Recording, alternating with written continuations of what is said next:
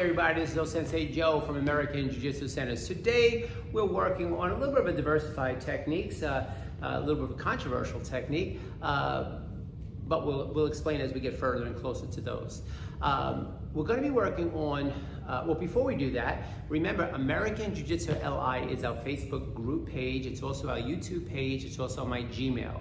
All right, American Jiu-Jitsu LI and AJJ Centers is our website, which will give you all the virtual training as well as the Zoom codes. I want to thank Shion, Kathy, and Billy for being here, as always, assisting me with these tapes, making it possible for you to visually see these tapes.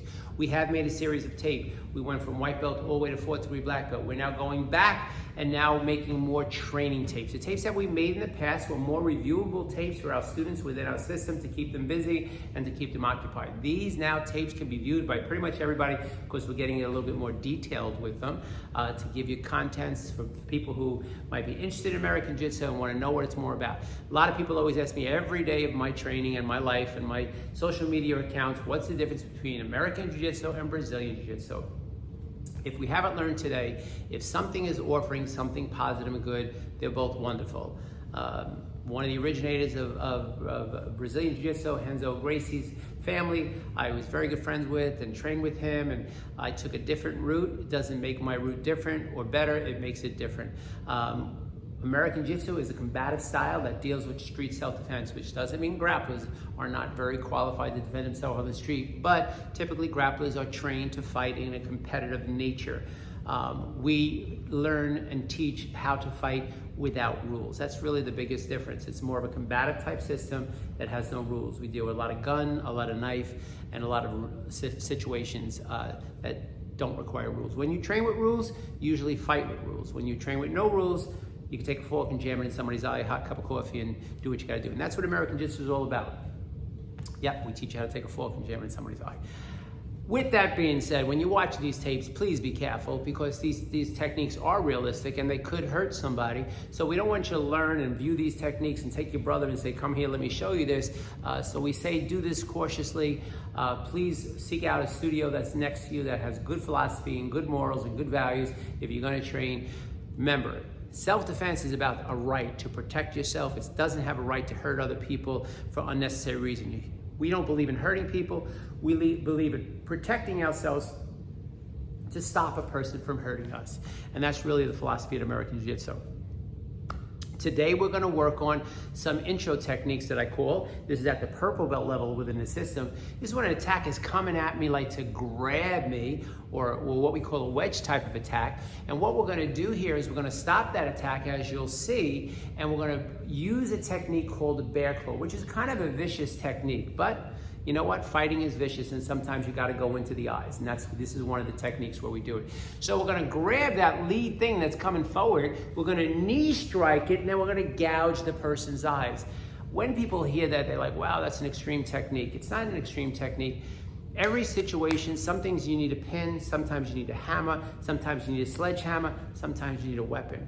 So we try to teach you all of the weapons depending on what the situation is, okay? This one, you might be in fear for your life, so you might go a little bit more extreme. So let's look at Shion, Kathy, and Billy demonstrate that, and then we'll move on to the next technique. There's a little bit of an eclectic technique, eclectic list, and it has goes a lot of different places, but it does deal with the controlling of the head on most of them. All right, so on this first one, as the high wedge is thrown bang, he drives that double bear claw into the person's face, drives that knee into the face, and then takes that bear claw and rakes it right across the face. Let's look at that one more time. High wedge, boom, he hits from here, bang, with the knee strike, and then here. Now, understand here that as this person's making this big approach, the reason why we're not blocking is because the strike becomes the block. A block represents not getting hit. So you block by ducking, if you block by parrying, or if you block by striking, that's a block. So a lot of times people think a block means that you put something up to stop something from hitting you. That's a block, but a block really means don't get hit. So if you watch Shihan Billy on just the block part, from here, boom, that's the block. Then he controls the head and strikes it, and then he controls the head and rakes the person's eyes. That's your first technique. Second technique is a technique that, again, you gotta be careful with because we are avoiding the punch, it's a straight punch, But what's happening now is we're using what we call a scissor punch. A scissor punch is a very unassuming type punch, but think about it. If you hit a person in the front of their body and the back of the body, that's going to send a shock right to the middle, so it could do some severe damage. That's not our intention. When doing it, whatever happens, happens, but we feel in fear for our life. We're in a combative mode. We might see another person over there. That's why we're doing this technique. So as we parry the hand, we strike with the scissor punch, which goes right directly through the middle of the body. You know, that's the way we revive a person when they're having a heart attack, right? So, you know, fill in the blanks on that one. And then we're gonna come up with a strike called a tiger mouth, where we grab around the throat. Again, controversial move, but again, we're defending ourselves for our life. We have a right to protect ourselves. And then we're going to take this person down with an Assault-O-Gary leg sweep with the tiger mouth in our hand. So you got to be very careful when executing a technique like this. So from here, he gets away from the punch, he strikes, boom, brings that tiger mouth right up, controls the head, steps through, sweeps, and then he can either pin him with that tiger mouth, doing some more severe damage, or let it go. So we know how to gauge what we are going to dish out when we deal with that throat. But the truth is that if we're here, it's not going to be as lethal as if we put pressure on the windpipe, obviously. So one of the biggest problems, I believe, with the whole concept around choking, not to get political on these videos, is I believe that people are not taught that it can be used to submit somebody in a proper way, but yes, it can be used to kill somebody. So there has to be a lot more training on this, and I really feel bad for people that get involved with these situations, because I believe their intentions are good, but I believe the results could end up being very bad. And that's why, you know, we're aggressively looking to help anybody in any way, shape, or form to defend yourself against something and to protect yourself against something. That's what we're all about. That's about as much political stuff as I'll get involved with. All right, so you got to be careful when demonstrating techniques. You got to be careful when practicing these techniques, and you got to realize you are in a very sensitive area. And if you're not trained properly, you shouldn't be using this kind of stuff. Okay.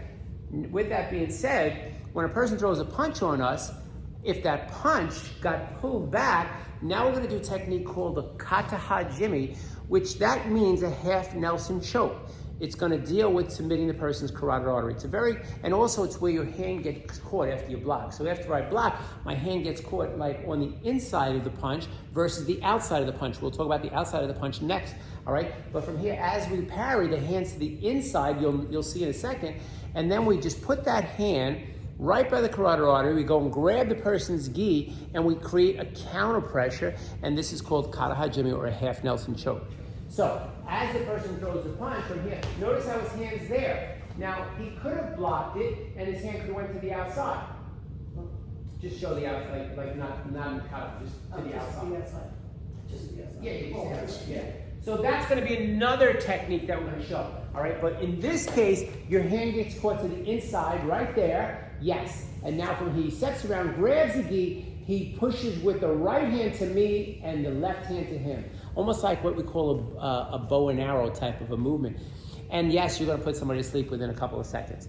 The carotid artery, when executed properly, will put a person sleep within 3 seconds, okay? If you put constant pressure on it, that's a whole nother story. So again, you have to know what you're doing when learning these techniques or even viewing these techniques.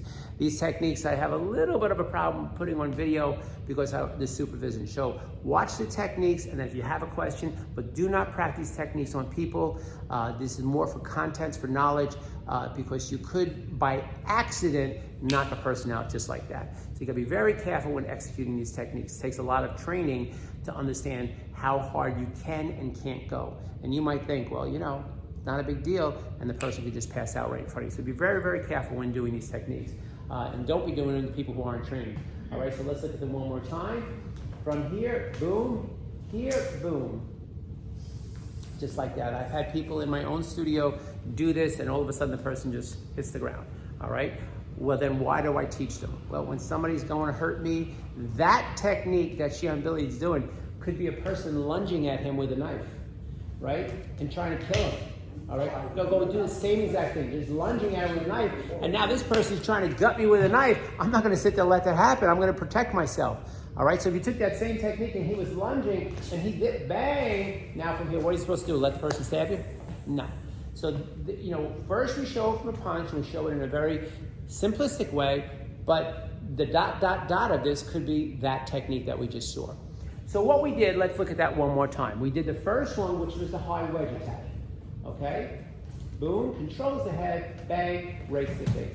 We did the second one, which was the scissor punch to the tiger mouth.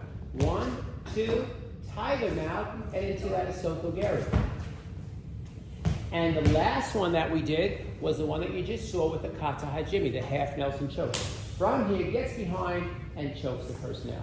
These are techniques you must be careful. Please do not use these techniques against your brother, your sister, your friend. This is technique that needs supervision. Again, we're trying to give you contents to make you see what it is that we do here at American Jiu-Jitsu. But if you really want to know what we do when we reopen up, please make an appointment to come down and check us out. We can't make these videos unless you're viewing them, so we appreciate you watching our videos. Thank you, Kathy and Billy. American Jiu-Jitsu LI is our YouTube, Facebook pages, and Gmail account. AJJ Centers is our website for our virtual training. I hope you're staying healthy. I hope you're getting out a little bit, and I hope you're staying safe. Our next video will be a continuation of this. This is at our purple belt level. I hope you have a great day, people, and thank you for watching us.